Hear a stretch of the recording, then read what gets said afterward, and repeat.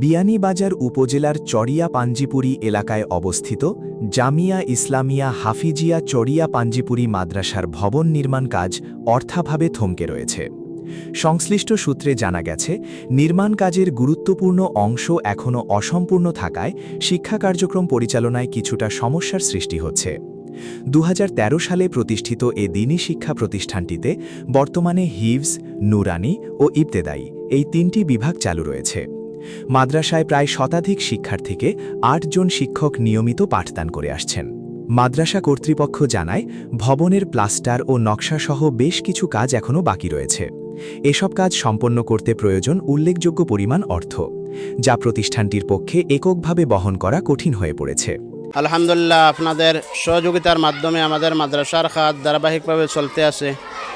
আপনারা দেখতে আছেন আমাদের জামিয়া ইসলামিয়া হাফিজিয়া চড়িয়া পাঞ্জিপুরি মাদ্রাসার কাজ এযাবৎ পর্যন্ত প্লাস্টারের কাজ, ড্রয়িংয়ের কাজ সব কিছু আলহামদুলিল্লাহ সম্পন্ন হওয়ার পথে।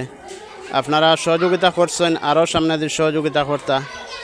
আপনাদের প্রত্যেকের বন্ধুবান্ধব যারা আছেন তাদের সাথে যোগাযোগ করিয়া মাদ্রাসার লগে একটাবার আপনারা যদি সহযোগিতা করেন, তে আশা করি আর আমরা অসম্পূর্ণ কাজগুলা তড়িৎ গতিতে শেষ হয়ে যাব।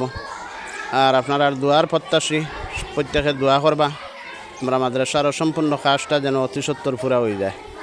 এই বিষয়ে মাদ্রাসার মোহতামিম মুফতি রেজওয়ান আহমেদ বলেন, নির্মাণ কাজ দ্রুত শেষ করতে আমরা উদ্যোগ নিয়েছি, তবে আর্থিক সংকটের কারণে কাজের গতি ব্যাহত হচ্ছে।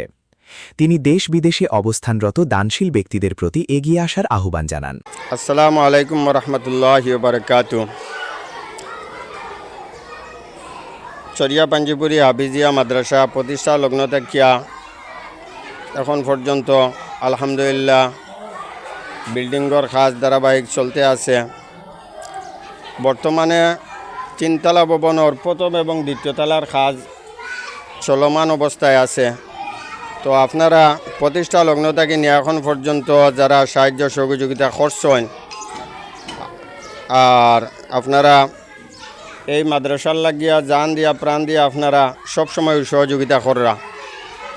তো আলহামদুলিল্লাহ অনেকে এখনও সাহায্য সহযোগিতা করছেন বিদায় মাদ্রাসার এত উন্নয়নমূলক আমরা কাজগুলা করতাম পারি। আর বর্তমানে ভিতরের যে কাজ যেগুলো আছে এগুলা কাজগুলা সম্পূর্ণ হয়ে গেছে। বাইরের যে কাজ যেগুলো আছে এই সমস্ত কাজগুলা চলের ব্যবহার অনেক বেশি। বর্তমান জমানাত সব কিছুর দাম বেশ হিসাবে ব্যবহার অনেক বেশি।